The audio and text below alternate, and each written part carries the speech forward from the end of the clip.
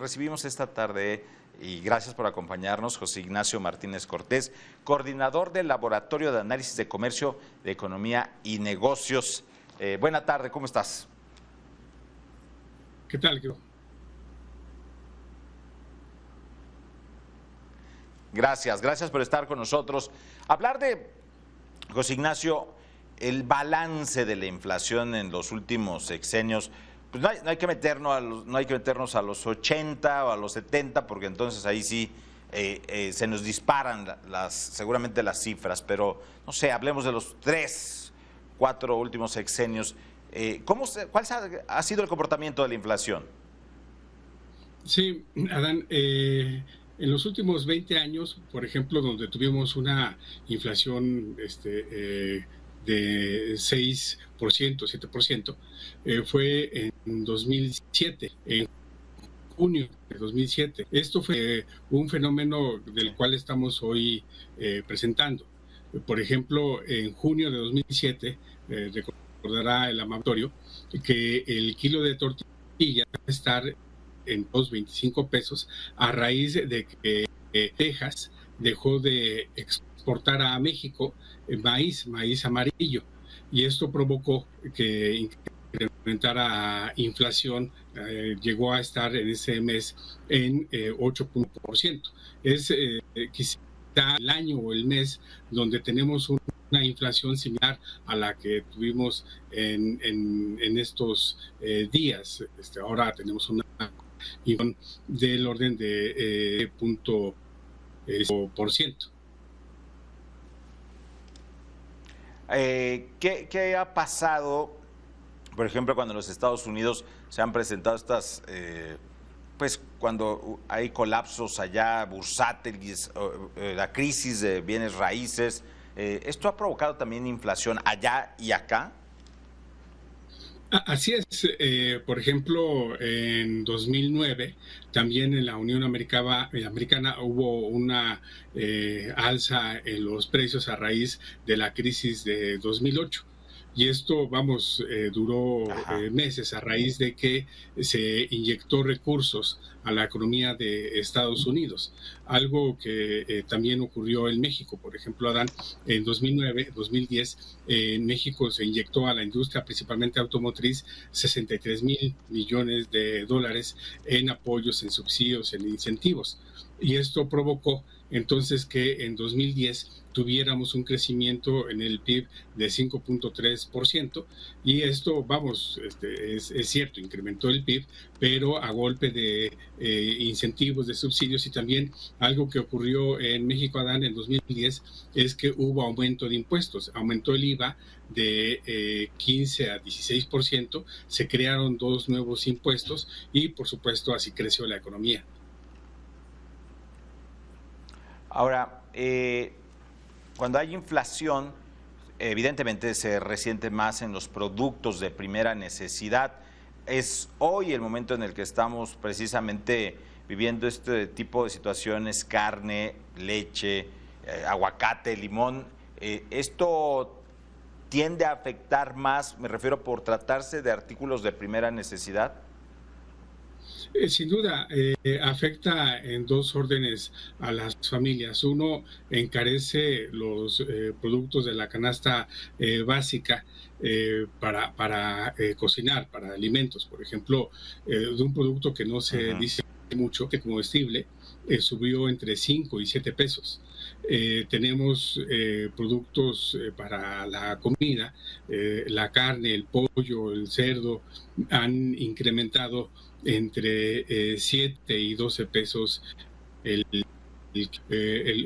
también ha incrementado entre 8 y 12 pesos. Entonces, esto afecta principalmente a las familias de bajo ingreso, y también afecta a las familias de ingreso medio en torno a servicios, como son telecomunicaciones, servicios educativos, salud, servicios de viaje. Y esto es lo que tenemos respecto a la inflación. Pero también es importante, Adán, precisar de que hay empresas dominantes en el mercado que constantemente incrementan los precios. Tenemos empresas avícolas que compran el huevo, no son productores. Tenemos empresas que compran leche, pero se dicen que producen leche, o también empresas que no tienen granjas de pollo, pero que venden pollo. Y estas empresas dominantes son los que fijan el precio en el mercado, de incluso a 3-4 veces más de lo que lo compran. Ahora, ¿qué pasará en los próximos meses ante un entorno incierto, conflicto en Europa del Este, una pandemia que entre que termina y que brota nuevamente en China? ¿Qué va a pasar con esta situación de inflación? México no está aislado. Vamos a hacer, digamos, nos vamos a dejar llevar por esta inercia internacional. Es importante lo que señalas. Para el segundo semestre de 2022, la situación económica nacional e internacional, hoy en la mañana tuvimos un aviso de ello, a raíz de que se informa el Departamento de Comercio de Estados Unidos que el PIB de Estados Unidos en el trimestre tuvo una activa de menos 1.3%. Se esperaba que fuera positivo, por lo menos de 1.5%. La expectativa de crecimiento para la economía de Estados Unidos en enero estaba en 5%. Ahora la Reserva Federal de Estados Unidos coloca la riqueza que se va a crear en la Unión en el orden de 2.3%. México, como bien precisa, exento. Hacienda establecía el crecimiento de la economía en el Laboratorio de Análisis en Comercio, Economía y Negocios de la UNAM.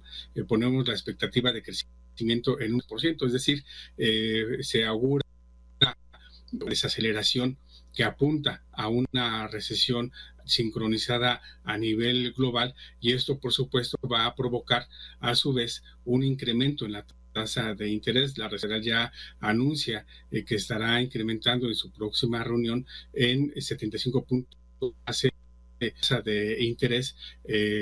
Una subgobernadora de Banco de México en esta reunión del Banco Central votó a de que se en 75 puntos.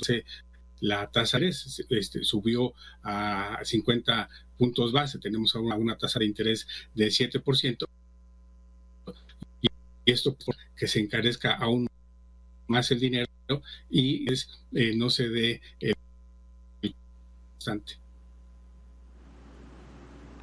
Oye, este plan que lanza el gobierno mexicano, que se anunció recientemente, con algunos productos, quitarle también el arancel a productos de importación, ¿cómo lo ves para aminorar efectos inflacionarios en nuestro país?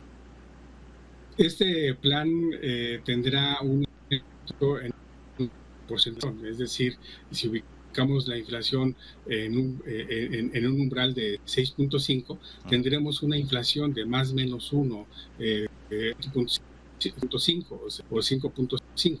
Ese será en un mediano plazo, pero este plan no corrige la situación estructural que tiene el campo. Por ejemplo, nos vamos a enfrentar aquí a la Comisión Nacional del Agua, informa que las presas, 210 presas que conforman el sistema, están en un 50% de recaudación de agua.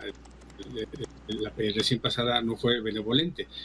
Entonces esto va a provocar que aumenten aún más los precios. De igual forma, tenemos que India restringió las exportaciones de lo que es el séptimo exportador, también va a presionar. Entonces, al quitar aranceles a productos, sin duda va a provocar que haya una reducción de los precios en un mediano plazo.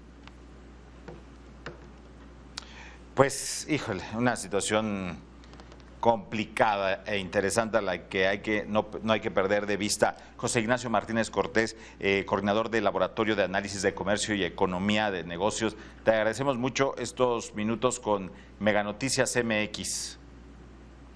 Muchas gracias, Adán, por la invitación.